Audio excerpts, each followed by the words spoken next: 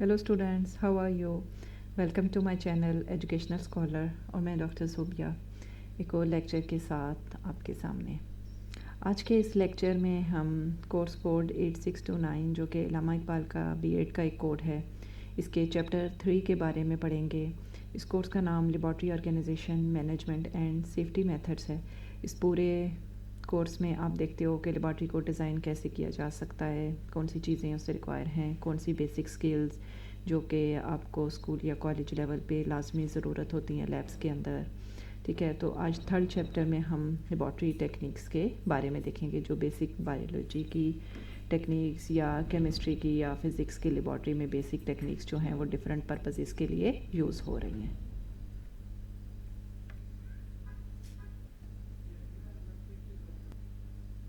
In the name of Allah, the most beneficent, the most merciful.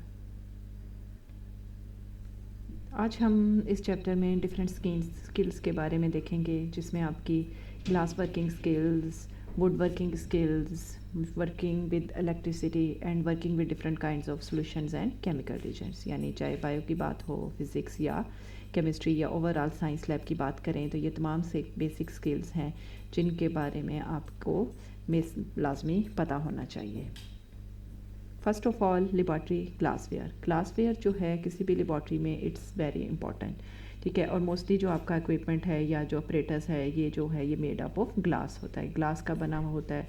चाहे ब्यूरिट्स की बात करें, फ्लास्क की बात करें या डिफरेंट किस्म की ट्यूब्स की बात करें, इस ग्लास को हम इजीली ब्लो आउट यानी इसकी शेप चेंज कर सकते हैं। अगर ये रॉड्स की फॉर्म है, इसे हम बेंड कर सकते हैं। By using different kinds of saws we can cut it, इसको मोल्ड कर सकते हैं और इसको डिफरेंट शेप्स एंड साइजेस में इजीली कन्वर्ट कर सकते हैं, ताकि हम अपनी ज़रूरियात के मुताबिक इसे केमिस्ट्री, बायो या डिफरेंट काइंड्स ऑफ लेबॉर्ट्रीज़ में यूटिलाइज़ कर सकें। लेकिन इन तमाम काम्स के लिए जब आप ग्लासवेयर के साथ ट्रीट कर रहे होते हो तो सब फर्स्ट ऑफ ऑल सेफ्टी, यानी आपको जब भी आपने ग्लासवेयर के साथ काम करना है तो सेफ्टी मेजर्स को लाजमी सामने रखना है। क्या ग्लासवेयर, ठीक है, दीज ऑब्जेक्ट्स यानी मोस्टली जो ऑब्जेक्ट्स जो मेड अप ऑफ ग्लास हैं, इसमें आप कह सकते हो कि आपका conical flask, different kinds of beakers, thermometer, आपकी टेस्ट ट्यूब विद स्टॉपर, यानी समटाइम्स ऊपर cork borer made up of glass होगा, मेड अप ऑफ वुड होगा। ठीक है, जिसमें से मेड अप ऑफ ग्लास की ट्यूब पास आउट भी कर सकती है, नहीं भी कर सकती। ड्रॉपर, ठीक है, प्लास्टिक के ड्रॉपर भी होते हैं, बट यहाँ पे ग्लास ड्रॉपर की बात हो रही है। ठीक है, funnel, mortar and pestle, measuring cylinder, these all are different kinds of basic apparatus types, यानी जो मोस्टली हम लैब्स में यूज़ कर रहे हैं for different kinds of purposes. ठीक है, इसके अलावा वाच ग्लास, क्रिस्टलाइज़र, मैग्नीफाइंग ग्लास जैसी चीज़ों को बड़ा करके देखते हैं। स्लाइड्स वो ग्लास की बनी हुई होती हैं, उनके ऊपर अगर आप कवर स्लिप रखते हो, स्टीयरिंग रोड, ठीक है, boiling tube, round bottom flask, pipettes and petri dish, these all are also the main kind of operators. Mostly यहाँ पे जो ज़्यादा ताल्लुक है वो बायोलॉजी वगैरह की लैब में यूज़ होता है, जबकि राउंड बॉटम फ्लास्क केमिस्ट्री में भी और आप इसे बायोलॉजी में भी, और पाइपेट्स वगैरह को आप मिक्स सॉल्यूशंस की मेजरमेंट या सॉल्यूशंस को पोरिंग करने के लिए इस्तेमाल कर सकते हो।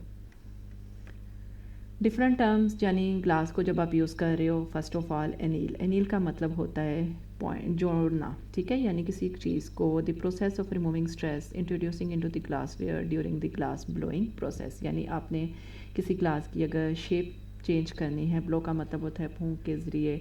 ठीक है, तो उस चीज़ को एनील यानी उसको स्ट्रेस रिमूव करना, अगर कोई उसमें चीज़ तनाव आ रहा है या सख्त है कोई चीज़ तो उसको रिमूव करना है। एनीलिंग ओवन वो इक्विपमेंट जिसको कि आप यूज़ करते हुए ग्लासवेयर को हीट करोगे ताकि उसकी शेप को चेंज करने में हेल्प मिल सके।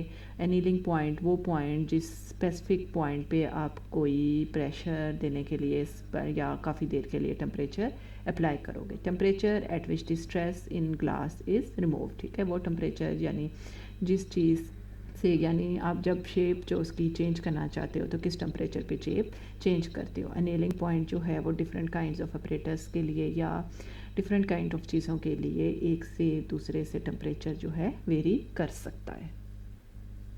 बर्नर्स, ठीक है, बंसन बर्नर्स ये लाजमी बहुत ज़्यादा इंपॉर्टेंट है। ठीक है, यानी फ्लेम जो है कई जगहों पे हमें फ्लेम यूज़ करना पड़ता है। ठीक है, बेंच के ऊपर आपके ये बर्नर्स लगे हुए होंगे ठीक है, ताकि जब आपने ग्लास की शेप चेंज करनी होगी तो इसको बर्नर के पास आउट करोगे। फ्लेम को अगर आप देखो तो फ्लेम लाजमी, जिस तरह सबको घर पता है, घरों में चूल्हों में भी जिस तरह से फ्लेम है तो इसमें, ठीक है, इसकी बेस होगी और टिप होगी। तो आप ये माइंड में रखना है कि जो इसकी टिप है that's a good type of flame, while जो बेस है वो इसकी ब्लैक वाइट। फ्लेम साइज़ जो है वो एडजस्ट किया जा सकता है, ठीक है, यानी कितनी गैस उसमें आप पास कर रहे हो, या जिससे आप फ्लेम को हाई या low depending upon your requirement utilize कर सकते हो। Callipers tool use to measure the internal diameter, ठीक है, वर्नियर कैलिपर जिस तरह यूज़ करते हैं, ठीक है, जैसे कोई टेस्ट ट्यूब है तो उसका इंटरनल डायमीटर आप में यूज़ करो जब आप उसकी शेप चेंज कर रहे हो तो अपने रिक्वायरमेंट के मुताबिक, ताकि उसकी चीज़ को चेंज किया जा सके। कॉर्क्स, डिफरेंट काइंड्स ऑफ कॉर्क्स यूज़ होते हैं, ठीक है, जिन्हें आप स्टॉपर्स का भी नाम दे देते हो। They are made up of wood के बने हुए होते हैं या समटाइम्स रबर के बने हुए होते हैं, ताकि जब टेस्ट ट्यूब्स या समटाइम्स फ्लास्क या बॉटल्स के जो कैप्स हैं उनको उसके थ्रू कॉर्क्स के थ्रू कवर किया जा सके। कटिंग टूल, ठीक है, जिस तरह डिफरेंट काइंड्स ऑफ नाइफ्स, जिस तरह अगर आप टेस्ट ट्यूब्स यूज़ करते हो तो उसे किस चीज़ से आप कट कर सकते हो। For example tungsten carbide knife, diamond scribe. Sometimes क्या होता है कि एक आपका हैंड हेल्ड टूल है, ठीक है, यानी आप उसे हाथ में पकड़ सकते हो, उसके एंड पे आपको डायमंड थोड़ा सा लगा दिया गया है ताकि डायमंड जो है किसी जगह पे आप परमानेंट मार्क यानी ऐसा मार्कर या निशान बना सको जो इतनी इजीली मिट ना सके। फ़ाइल, डिफरेंट फाइल्स यूज़ किए जा सकते हैं समटाइम्स इसलिए ताकि जो आपने टेस्ट ट्यूब्स वगैरह यूज़ की हैं उनके कोनों को अच्छे बनाया जा सके, या जो शार्प एजेस हैं उन्हें रिमूव किया जा सके। समटाइम्स 3 ट्रायंगुलर फाइल्स भी इस पर्पज़ के लिए यूज़ की जाती हैं। फायर पॉलिशिंग, समटाइम्स जो ग्लास है, ठीक है, उसको आप फ्लेम में से पास आउट करते हो ताकि उसके जो एजेस हैं, शार्प एजेस हैं, उनको ख़त्म किया जा सके। समटाइम लाइटर भी इस पर्पज़ के लिए यूज़ किया जा सकता है, ठीक है। ग्लास ब्लोइंग बर्नर या लेथ, ठीक है, a piece of equipment used as an aid in glass rotation, ठीक है, यानी ग्लास के अंदर जब उसको रोटेट करते हो तो उसकी शेप चेंज करने के लिए ग्लास सा यानी कटिंग करने के लिए इलेक्ट्रिक पावर टूल, ताकि चीज़ों या ट्यूब्स या ऑपरेटर्स को आपको हेल्प मिल सके, इजीली कट आउट कर सको। ग्रेफाइट, ठीक है, different types of tools used to form shape hot glass, ठीक है, these tools may be round, flat, taper या distant form में मिल सकते हैं, depending upon your kind of apparatus आप उनको utilize कर सकते हो, ठीक है। कंडीशंस फॉर ग्लास वर्किंग, सबसे पहले आपको टेम्परेचर, ठीक है, रूम टेम्परेचर जो है समटाइम्स सूटेबल होता है और sometimes specific kind of temperatures में आपको यानी कंडीशंस के अंदर टेम्परेचर चेंज करने की ज़रूरत पड़ती है। हायर टेम्परेचर इज़ एक्सेप्टेबल, यानी टेम्परेचर हाई हो जाए वो भी ठीक है, बट समटाइम्स लोअर टेम्परेचर जो है वो सूटेबल नहीं होता जब आप ग्लास के साथ वर्किंग कर रहे होते हैं, क्योंकि जब आप उसको ब्लो आउट करते हो या उसकी कटिंग करते हो तो टेम्परेचर स्लो डाउन होने की वजह से चीज़ें बेहतर तरीके से वर्कआउट नहीं करती। बेंच, ठीक है, बेंच जिस पे आप काम कर रहे हो बेहतर है उसके उस पर शीट के साथ कवर कर दो, एक ऐसी शीट ताकि अगर कोई उसमें इग्निशन हो, मींस कोई बर्नर है गिर जाता है या कोई केमिकल गिर जाता है तो उससे आपके बेंच को कोई नुकसान ना पहुंचे। लाइटिंग, द फ्लेम जो यूज़ किया जा सकता है नॉन ल्यूमिनस होना चाहिए, यानी फ्लेम आपका गुड फ्लेम होना चाहिए, ये ना होना कितना बिग फ्लेम है कि जिससे काम कम और नुकसान आपका ज़्यादा हो गया। वेस्ट बॉक्स, जब भी आप काम करो तो वहाँ पे एक डस्टबिन या वेस्ट बॉक्स लाजमी होना चाहिए ताकि अगर कोई ग्लास वगैरह ब्रोक भी हो जाता है, टूट जाता है तो आप उसे डस्टबिन के अंदर डिस्कार्ड कर सको, ठीक है, और कभी भी सिंक को इस पर्पज़ के लिए यूटिलाइज़ नहीं करना। स्किल्स ऑफ ग्लास वर्क, अब हम स्किल्स देखेंगे, ठीक है। ट्रायंगुलर फाइल, जिस तरह पीछे मैंने बताया कि डिफरेंट किस्म की फाइल्स हैं जो कि कटिंग पर्पज़ के लिए यूटिलाइज़ हो सकती हैं।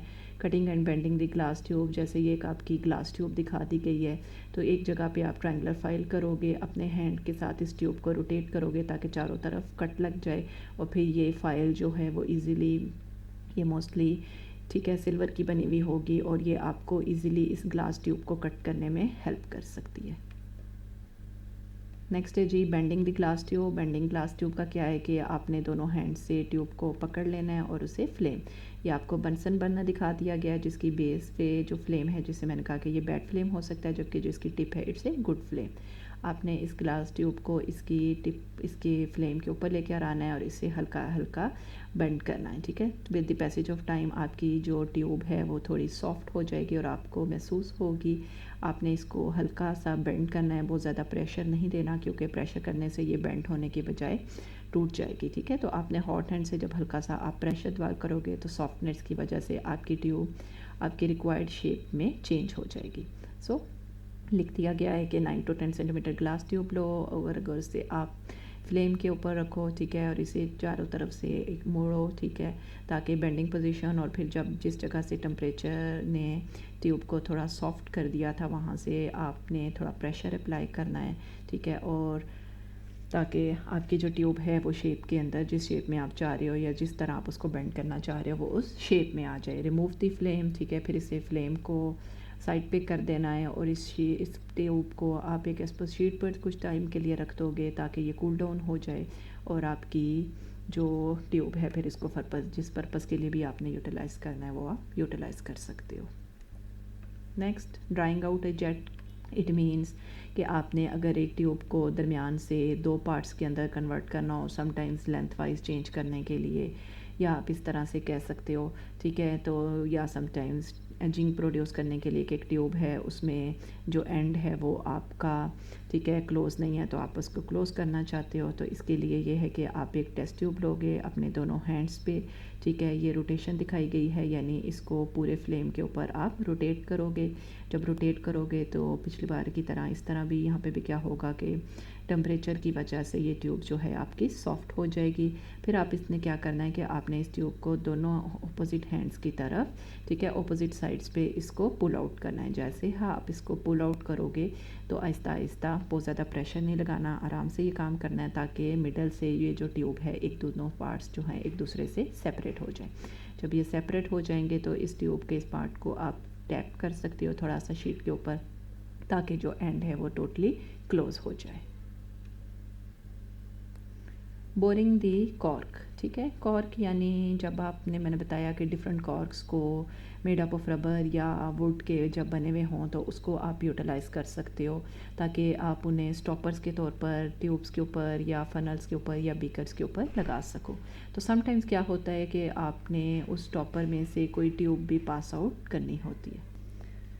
समटाइम्स क्या होता है कि जब आप कोई गैसेस की प्रिपरेशन कर रहे होते हो केमिस्ट्री की लैब के अंदर, या आप एक डिस्टिलेशन प्रोसेस जिसमें आपने एक बॉटल से दूसरी बॉटल तक गैस प्रोवाइड करनी होती है, तो हम क्या करते हैं कि ट्यूब के साथ दोनों बॉटल्स के दरमियान जो है एक कनेक्शन डेवलप कर लेते हैं। तो उस केस में आपको बोरर के अंदर ट्यूब पास आउट करने के लिए किसी होल बनाने की ज़रूरत होती है। तो इसके लिए आप डिफरेंट किस्म की नेल्स जो हैं वो यूटिलाइज़ की जा सकती हैं। यहाँ पे दिखाया है जैसे ये एक आपका वुड का बना हुआ कॉर्ड, ठीक है, इसके ऊपर ये नेल टाइप है, इसके साथ ये प्रेशर डेवलप करेंगे और साथ साथ इसको रोटेट करेंगे। इसके रोटेट करने से क्या होगा कि इस बॉर्डर के अंदर जो है वो होल बन जाएगा। और अब आप इसमें क्या कर सकते हो कि इसको किसी भी जिस चीज़ के लिए या किस बॉटल के ऊपर लगाना चाहते हो वहाँ पे इजीली लगा सकते हो और इसमें से ट्यूब्स भी पास आउट की जा सकती हैं।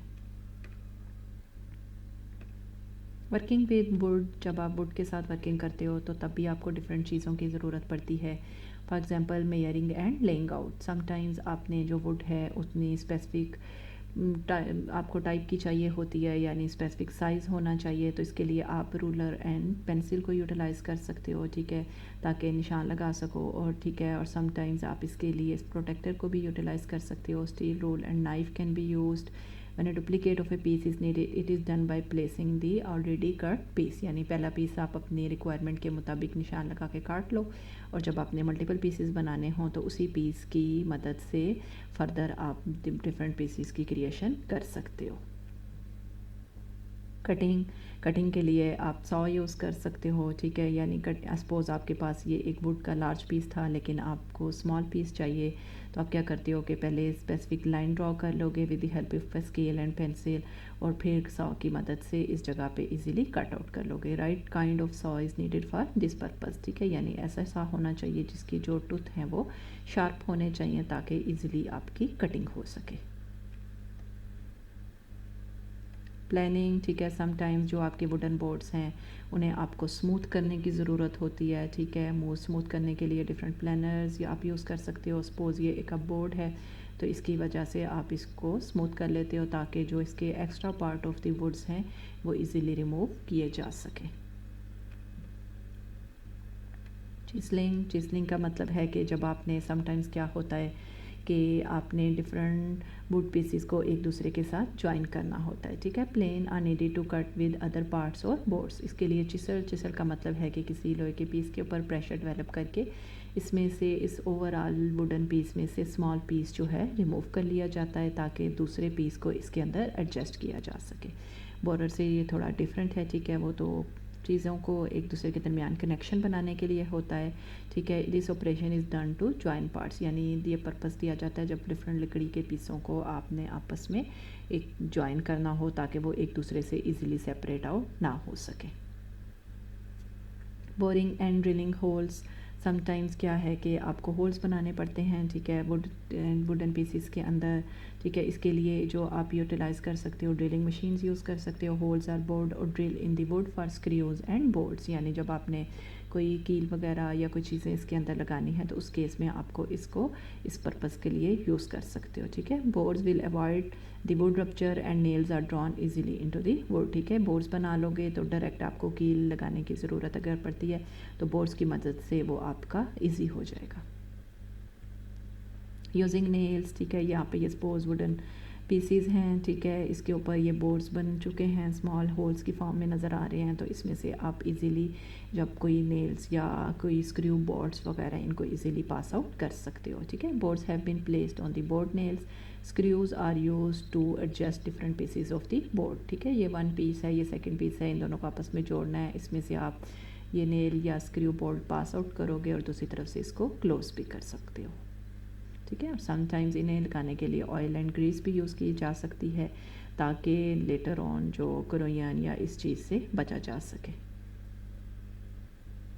वर्किंग विद इलेक्ट्रिसिटी, जब आप लैब्स में काम कर रहे होते हो तो आपका ताल्लुक इलेक्ट्रिसिटी से भी पड़ता है। इसमें आपका वायरिंग के 3 पिन प्लग है, ठीक है, 3 पिन्स, तो इसमें आपको देखना पड़ता है कि जो डिफरेंट किस्म की वायर्स हैं वो किस तरह से एक दूसरे के साथ कनेक्टिंग है। समटाइम्स कोई फ्यूज़ वगैरह हो जाए तो उसको भी आपको रिप्लेस करना पड़ता है, ठीक है। तो अगर आपने रिप्लेस करना पड़े किसी फ्यूज़ को तो सपोज़ आप किसी भी इलेक्ट्रिसिटी के साथ काम कर रहे हो तो इलेक्ट्रिक करंट को लाजमी बंद होना चाहिए ताकि मेन सप्लाई इलेक्ट्रिसिटी की बंद हो तो आप इजीली वर्कआउट कर सकते हो। इलेक्ट्रिक मीटर्स, डिफरेंट फिज़िक्स की लेबॉर्ट्री में जिस तरह के डिफरेंट किस्म के मीटर्स यूज़ होते हैं, मीटर्स जो कि आपको इलेक्ट्रिक करंट मेजर करने में हेल्प करते हैं। इसकी डिफरेंट टाइप्स हैं, इनकी voltmeter, ammeter, ohmmeter और avometer. Voltmeter it is use to measure electromotive force, यानी दो पॉइंट्स के दरमियान कितनी फोर्स प्रेजेंट है, ठीक है, मॉलिक्यूल्स ट्रांसफ़र हो रहे हैं इजीली या नहीं हो रहे, या आप कह सकते हो करंट ट्रांसफ़र हो रहा है, तो ठीक है, इसके लिए हम वोल्ट मीटर को यूज़ करते हैं। Ammeter which is use to measure the amount of current, यानी सर्किट के अंदर करंट पास आउट कर रहा है या नहीं। ओम मीटर जिसे हम डिस्टेंस यूज़ करते हैं इलेक्ट्रिकल कंपोनेंट्स की। एवोमीटर जिसमें आपके एम मीटर, वोल्ट मीटर और ओम मीटर जो हैं तीनों कनेक्टेड कर दिए जाते हैं। It is necessary for students, ठीक है, उन्होंने कहा कि डिपेंडिंग अपॉन योर फंक्शंस या डिपेंडिंग ऑन योर एक्सपेरिमेंट्स आप अपने स्पेसिफिक एम मीटर, ओम मीटर या एवोमीटर वगैरह को यूटिलाइज़ कर सकते हो।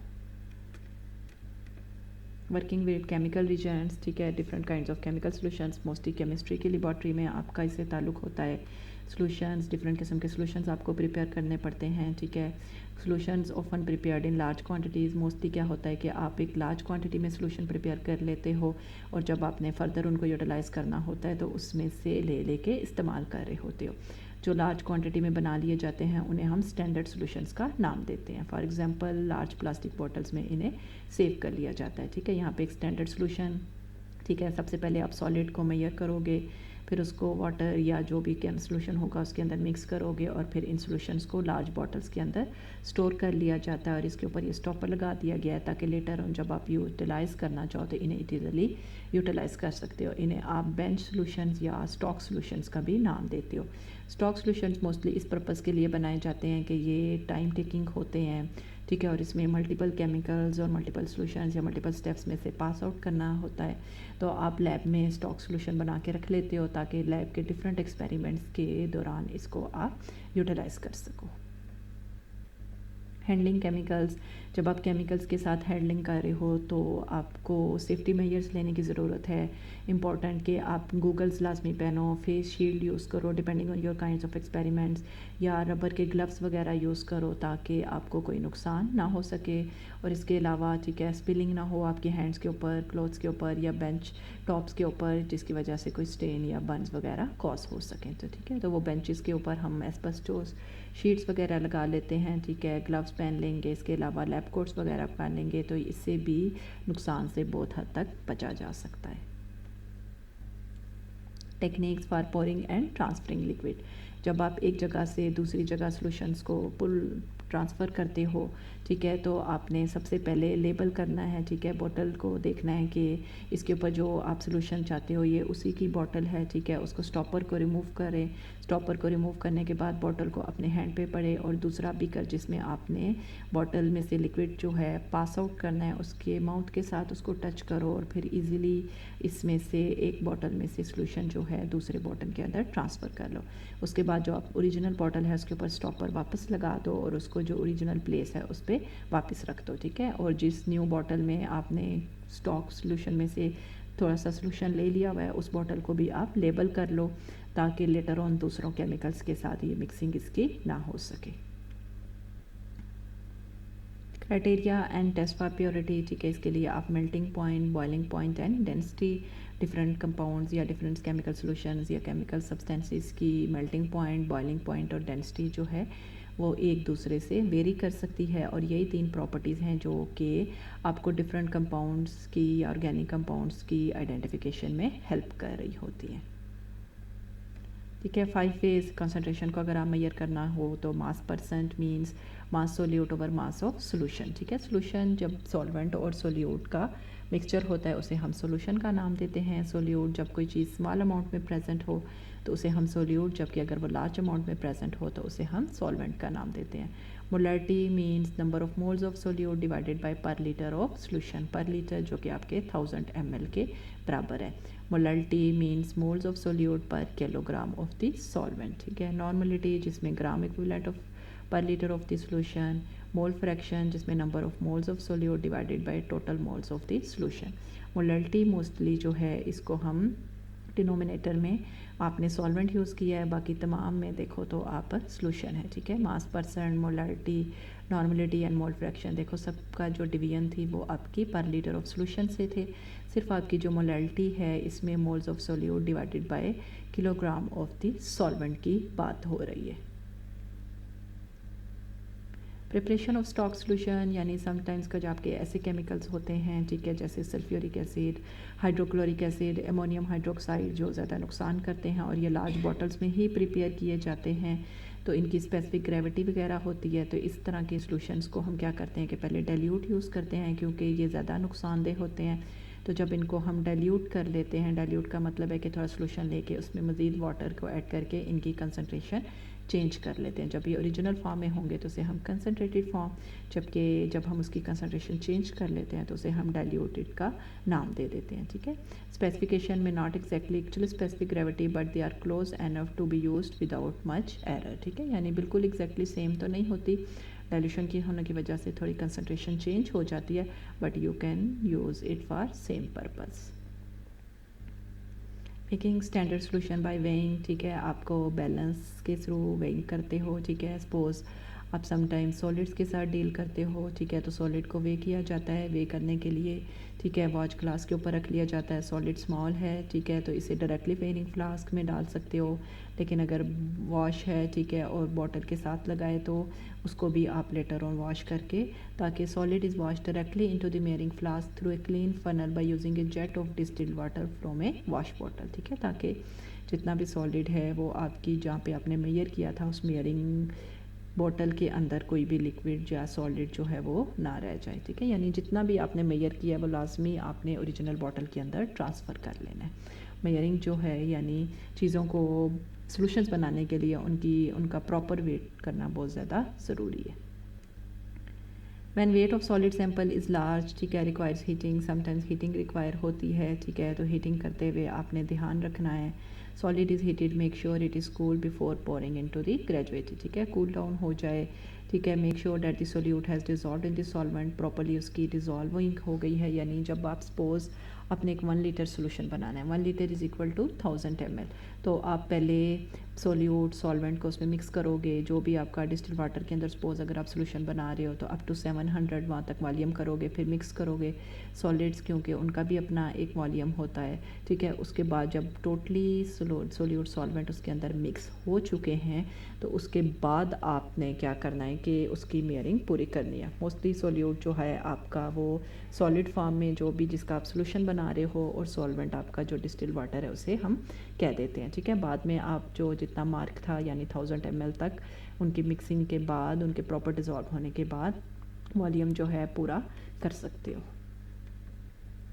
सॉल्यूशंस फॉर स्टेन रिमूवल, ठीक है, डिफरेंट सॉल्यूशंस जो कि स्टेन्स अगर कोई लग जाते हैं, ठीक है, काम करने के दौरान, तो उनके लिए यूज़ कर सकते हो। कार्बन के डिपॉजिट सपोज हो जाते हैं तो 4 gram of try sodium phosphate and 3 gram of sodium AILET को आप 100 ml ऑफ वाटर के अंदर डिसॉल्व करोगे।